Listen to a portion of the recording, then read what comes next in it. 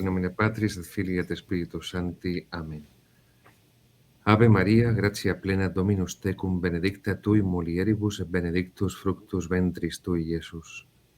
Sancta Maria Mater Dei, ora pro nobis peccatoribus, nunc et in hora mortis nostre. Amen. Gloria Patri et Filii et Spiritui Sancto, sicut erat in principio et nunc et semper et in saecula saeculorum. Amen. Amén.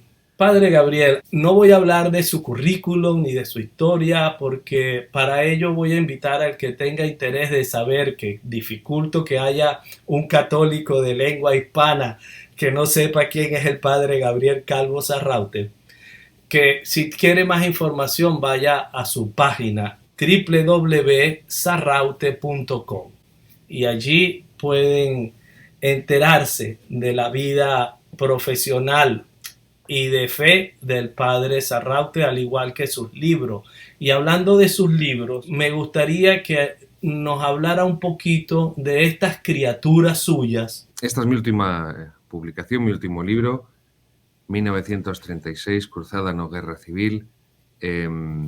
Bueno, es el más amplio de todos mis libros, son casi 900 páginas.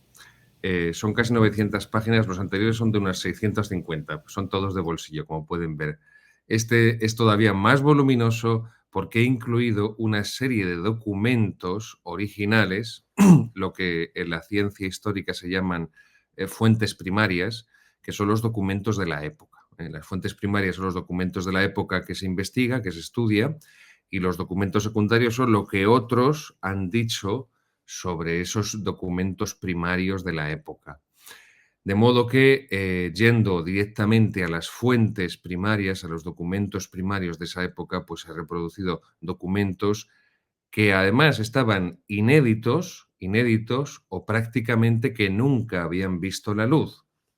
Por ejemplo, aquí incluyo la carta pastoral del obispo de Salamanca, que tuvo mucha repercusión, que se titula Las dos ciudades, que fue publicada en septiembre de 1936. Esa carta, que constituye la justificación teológica, filosófica, jurídica del alzamiento nacional como una guerra justa contra un enemigo que está destruyendo la nación y que está destruyendo la religión, que además es el principio que unifica a la nación, porque eso es muy importante tenerlo presente, desde el siglo VI, desde el Tercer Concilio de Toledo, año 589, cuando el hijo del rey Leovigildo abjura de la herejía arriana y se convierte al catolicismo el rey Recaredo, España está unida por la religión católica, es la unidad católica de España. Y eso es lo que después se va a recuperar tras 800 años, casi 8 siglos de reconquista contra el invasor maometano.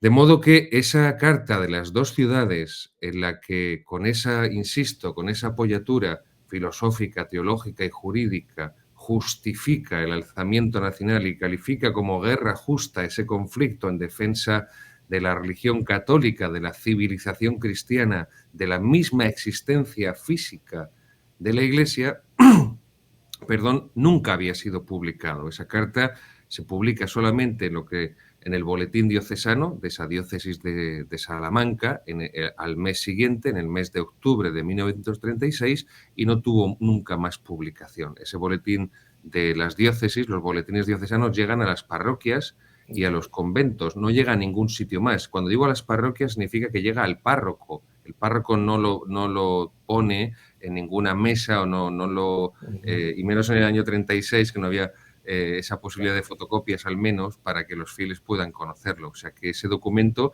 era desconocido, y lo que se había hecho cuando se había citado por algunos historiadores, pues había sido normalmente una frase, 2 frases. A lo más que he llegado ha sido 4 frases, ni siquiera un párrafo. Por supuesto, en la inmensa mayoría de los casos descontextualizado y normalmente para ser atacado. Y luego además he reproducido otros 2 documentos de la época, primarios, que son realmente extraordinarios. el documento más importante y más decisivo de toda la guerra de 1936, que es la Carta Colectiva del Episcopado Español del 1 de julio de 1937. Ahora explicaré por qué es el documento más importante de toda la guerra. Y después, y eso también estaba prácticamente inédito, reproducido, la respuesta de todos los obispos del mundo. Es decir, esta carta colectiva del Episcopado Español del 1 de julio de 1937, redactada, escrita por el cardenal Isidro Gomá, arzobispo de Toledo primado de España, es decir, la cabeza de la Iglesia española, del Episcopado español. Además, el cardenal Gomá era un hombre extraordinario, con una inmensa, ahí lo tenemos, era un catalán con un grandísimo amor a España. Era sin lugar a dudas el mayor intelectual que ha tenido el episcopado español en el siglo XX, junto con Monseñor Don José Guerra Campos, hasta el día de hoy. O sea, los obispos de hoy en día, ninguno de ellos les llega a la suela del zapato intelectualmente, ni al cardenal Gomá, ni por supuesto a Monseñor Guerra Campos. Bueno, pues con su autoridad como arzobispo primado de España, cardenal, y que además todavía Toledo ejercía de eso, después dejó de ejercer del Vaticano II, en nombre de los obispos que no han sido todavía asesinados, martirizados por el Frente Popular, redacta esta carta que la firman, insisto, los que todavía no habían sido asesinados. En total fueron 12 obispos y un administrador apostólico, prácticamente 13 obispos. De hecho, uno de los obispos que firma la carta pastoral en julio del 37, Monseñor Anselmo Polanco, obispo de Teruel, agustino, después, en enero de 1938, será tomado prisionero por parte del Frente Popular, será martirizado durante todo el año 1938, bueno, martirizado en el sentido de que será torturado para el final, en febrero de 1939, a menos de un mes y medio para el final del conflicto, se ha asesinado. Por cierto, Monseñor Anselmo Polanco, insisto, obispo de Teruel, mártir en odio a la fe en 1938, en febrero, agustino recoleto, firmante de la Carta Colectiva del Episcopado Español. Su reliquia es la que lleva el Papa León XIV en el pectoral. Es una de las 5 reliquias que lleva, junto con la de Santa Mónica, San Agustín, y otro obispo agustino italiano, pero ahora no recuerdo el nombre. Pues bien, esta carta la reproduzco porque tampoco nunca se había publicado íntegra, jamás. Se publicó íntegra en 1940, era un libro que se publicó sobre escritos del cardenal Gomá, pero esa carta nunca se había vuelto a publicar. Y lo que tampoco se había vuelto a publicar jamás, y ahí está el archivo del cardenal Gomá, que yo lo pude estudiar en su día para la elaboración de mi tesina, es la respuesta de todos los obispos del mundo, porque esa carta colectiva del Episcopado Español está dirigida a todos los obispos del mundo. ¿Para qué? Para explicar lo que está sucediendo en España en la guerra, porque se está produciendo la mayor persecución de la historia de la Iglesia Católica en 20 siglos. Nunca jamás ha habido en 20 siglos de historia de la Iglesia un número mayor de martirios en un tiempo tan breve. Estamos hablando de que durante el Imperio Romano son 250 años de persecuciones, desde la ley de Nerón, el Instituto Neronianum, la primera persecución, que además se centra solamente en la urbe, en Roma ciudad, años 64, 67, cuando muere mártir San Pablo, San Pedro, hasta el 313, el edicto de Milán con el emperador Constantino, pero esas persecuciones se dilatan durante 250 años. Esas persecuciones en distintas partes del imperio, dependiendo del gobernador de cada provincia, tienen mayor o menor intensidad, pero aquí estamos hablando de que en un lapso de tiempo de poco menos de 6 meses, desde el 18 de julio de 1936, cuando comienza la guerra, hasta diciembre, hasta finales de ese año, 1936, pues prácticamente se producen más del 90% de los martirios. Estamos hablando de 6.832 sacerdotes, tanto religiosos como sacerdotes diocesanos, 4.000 y tantos y pico sacerdotes diocesanos, 2.000 y tantos sacerdotes y hermanos religiosos, 288 religiosas, además en muchos casos violadas antes de ser asesinadas, 12 obispos, 13 un administrador apostólico y 20.000 edificios de la Iglesia que fueron destruidos. 20.000 edificios, es decir, no solamente son las iglesias, las parroquias, son catedrales, basílicas, ermitas. En España hay muchísimas ermitas, todos los pueblos tienen ermitas, incluso hay pueblos que tienen 2 ermitas, varias ermitas. Las casas parroquiales de los sacerdotes, los salones parroquiales, los colegios, bibliotecas, monasterios de clausura, conventos de religiosos, de religiosas de vida activa, como las Hermanas de la Caridad, son 20.000 edificios los que son completamente destruidos y arrasados, el patrimonio cultural que pertenecía además a toda la nación. Bueno, pues todo esto el cardenal Gomá lo explica en esta carta colectiva y los obispos del mundo después le responden mostrándole su completo apoyo. Y este es el documento más importante, ¿por qué?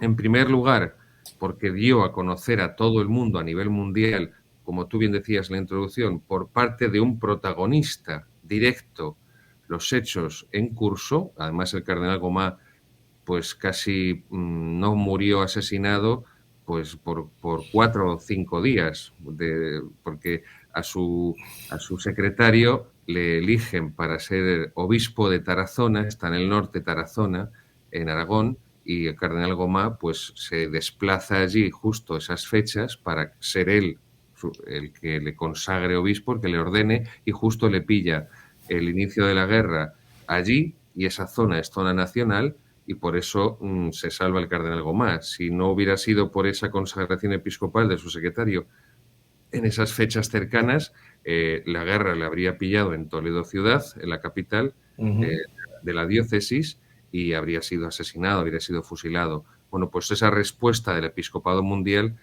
hizo además que cada obispo en su diócesis, a través de sus sacerdotes, a través de los religiosos y de sus colegios, pudiera llegar de esa forma esta información de primera mano de los obispos españoles. Y esto echó por tierra, y esto es muy importante, echó por tierra completamente la versión propagandística, ideológica, que se estaba dando del conflicto y que es la que ha impuesto el gobierno socialcomunista en España con la colaboración, por supuesto, de la derecha, del Partido Popular. Y es la siguiente: la guerra de 1936 no fue otra cosa que una lucha del fascismo contra la democracia. Ya está. Esa es la versión socialista comunista que se ha impuesto. La guerra fue una lucha del fascismo contra la democracia.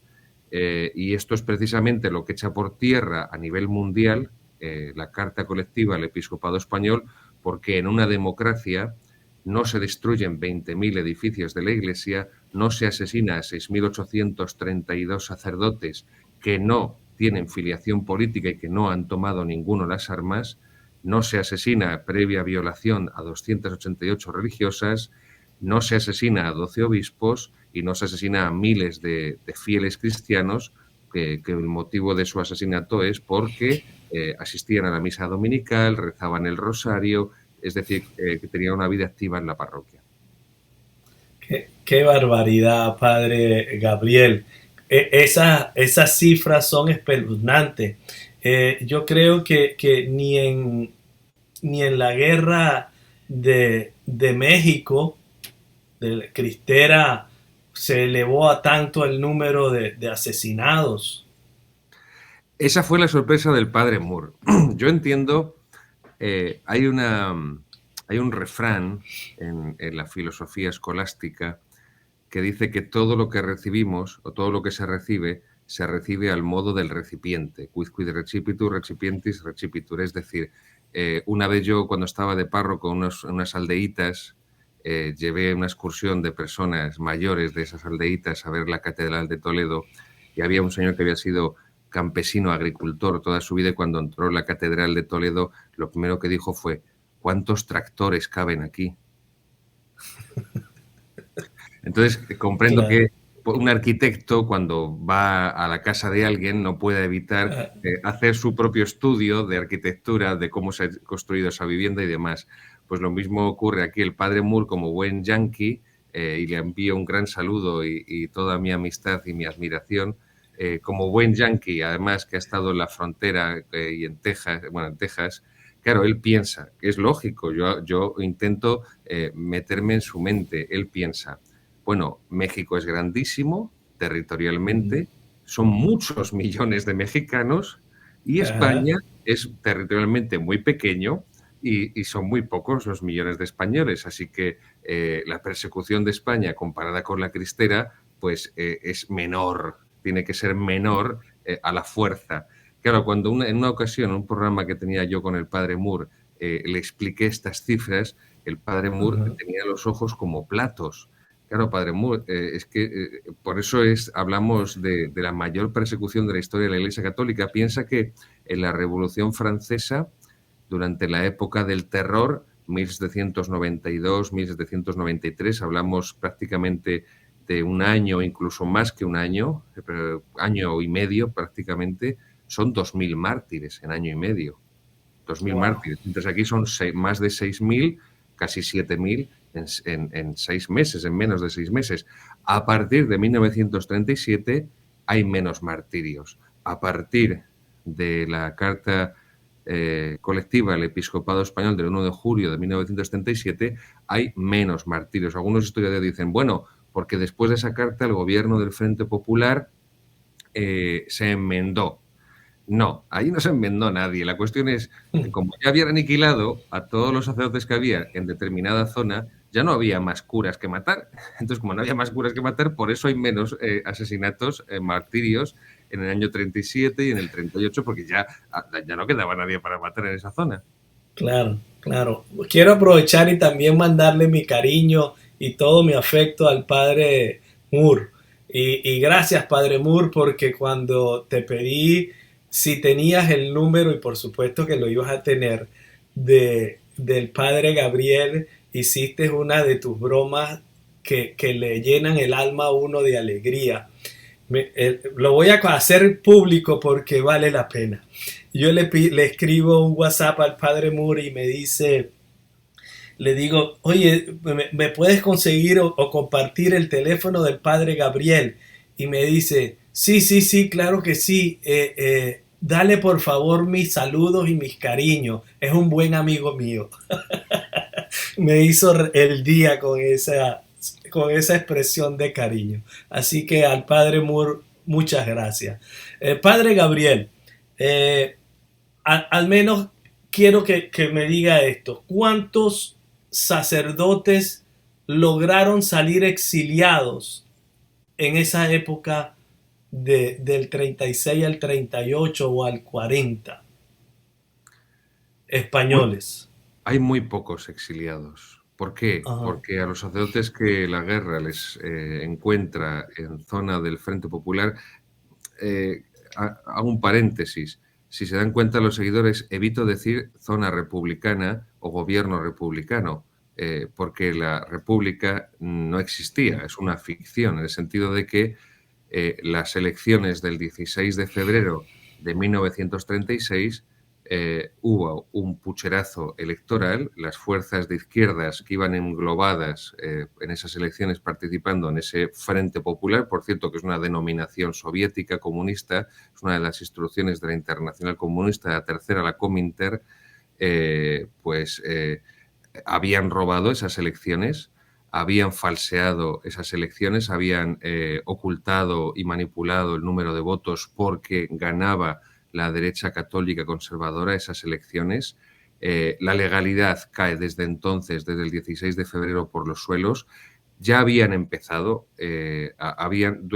durante esos meses del 16 de febrero de las elecciones al 18 de julio que comienza la guerra, hay asesinatos de sacerdotes, es cierto que aislados, puntuales, pero ya hay asesinatos de sacerdotes. Ujú. La quema de templos y de edificios de la Iglesia había comenzado desde el 1931. O sea, no llevaba la República, la Segunda República, ni siquiera un mes instituida, y en menos de un mes la Segunda República llega el 14 de abril de 1931. El 11 de mayo, todavía faltaban 3 días para cumplirse el primer mes de la República, la Iglesia había acatado la legalidad republicana. En menos de un mes empiezan a incendiar los jacobinos, la derecha jacobina de Manuel Azaña, más de 100, la de izquierda, perdón, más de 100 templos y monasterios en toda España. Y se suele decir por parte de los historiadores la quema de conventos. No, no, no. La quema de conventos, la quema de bibliotecas con cientos de miles de volúmenes, la quema de colegios religiosos donde se atendía gratuitamente a los hijos de los obreros, primero por caridad cristiana, segundo por evangelización y tercero porque tampoco esos obreros tenían dinero para pagar la escolarización de sus hijos. O sea que, aunque hubieran querido religiosos cobrar por la educación de esos niños, no habrían podido porque no había posibilidades por parte de sus padres. Lo sabían y por eso lo hacían gratuitamente esos religiosos y religiosas. Pues bien, no existe legalidad republicana, la república es una ficción y no hay más que comprender cómo al final fue la URSS de Stalin la que lleva la dirección de la supuesta Segunda República. La guerra comienza en julio, en octubre, las reservas de oro y de plata, pero sobre todo de oro del Banco de España, que eran las cuartas reservas más grandes del mundo, hablamos de más de 600 toneladas, son enviadas a la URSS. Wow. Son enviadas a la URSS. Es como si tú, Rafael, me das tu número de cuenta y si yo dispongo de tu número de cuenta, si yo dispongo de tu dinero, significa que yo te organizo a ti la vida. Pues eso fue lo que hizo la Segunda República al enviar todas las reservas de oro del Banco de España a Stalin sin ningún control, además sin ningún tipo de control, puso su vida, la supuesta Segunda República, puso su vida y su destino en las manos del mayor demócrata que todos saben que existe en todos los tiempos, que es Joseph Stalin, el mayor demócrata y el hombre más benefactor de la historia de la humanidad, que es falso que bajo su régimen murieran 40 millones de personas, 20 millones, 40 son con Mao, que le gana, purgados y asesinados por él, porque esto es importante, ni Hitler, ni Mussolini, ni Franco juntos consiguieron matar tantos comunistas como Stalin. Stalin y Mao han sido los que más comunistas han asesinado siempre. Pero bueno, esto es importante. No hay exilios porque a los sacerdotes que están en la zona nacional se quedan allí atendiendo a los fieles. Yeah. Los sacerdotes que les coge en la guerra en la zona roja se ocultan, intentan ocultarse, incluso muchos de ellos jugándose la vida y muchos morirán por eso, intentan seguir llevando los sacramentos de forma clandestina a las personas. Los pocos sacerdotes que se exilian son los sacerdotes que se ponen a favor, que son pocos, del Frente Popular Comunista, Socialista y Anarquista. ¿Quiénes son estos? Catalanes, algunos muy pocos catalanes, por ejemplo, el arzobispo de Tarragona, el cardenal Vidal y Barraquer, le salvan de ser asesinado por los socialistas y los comunistas su amigo separatista de la Esquerra Republicana, Companys, porque habían sido compañeros de pupitre cuando habían estudiado Derecho Civil en la universidad, le traslada a Italia, ahí quedará en Italia en una cartuja durante el resto de la guerra, y algunos separatistas, sacerdotes separatistas vascos que se exiliarán o a Francia o a Inglaterra, pero normalmente el clero se quedó o bien atendiendo a los fieles en la zona porque estaba bajo gobierno del bando nacional, o bien intentando sobrevivir y no ser ya no solo asesinados, sino también torturados, porque esto es muy importante y esto se omite. Acabo con esto, Rafael. No solamente es el número de los sacerdotes y de las religiosas asesinados, sino también la forma. Es decir, no solamente es una cuestión numérica, cuantitativa, sino también cualitativa. Es decir, sacerdotes a los cuales se les torturó, por ejemplo, cortándoles las manos, por ejemplo, sacándoles los ojos, Por ejemplo, esto Mm. era una obsesión que tenían todos los socialistas, los comunistas y los anarquistas, cortándoles los genitales y metiéndoselos en la boca, o cogían un crucifijo de tamaño bolsillo y a Ujú. golpes incrustárselo en la boca, el romperle los dientes. Sacerdotes que fueron, hay 2 casos al menos registrados, que fueron asesinados como si fueran un toro, es decir, se les desnudó, se les puso banderillas, se les toreó, se les acabó Oh, clavando la espada, el estoque, se les cortó las orejas. Donde yo era párroco, el primer destino, la frontera con Ávila, pues eso, al sacerdote del pueblo de al lado le habían cortado las manos, al final acabaría ahorcándole. Al sacerdote del otro pueblo que tenía al otro lado le desnudaron y le ataron a un caballo y le arrastrándole por todo el pueblo hasta que murió desollado. Bueno, no solamente, insisto, fue el número de sacerdotes asesinados, sino el sadismo demoníaco, el sadismo mm, satánico que desplegaron a la hora de torturarles. terrible, inaceptable.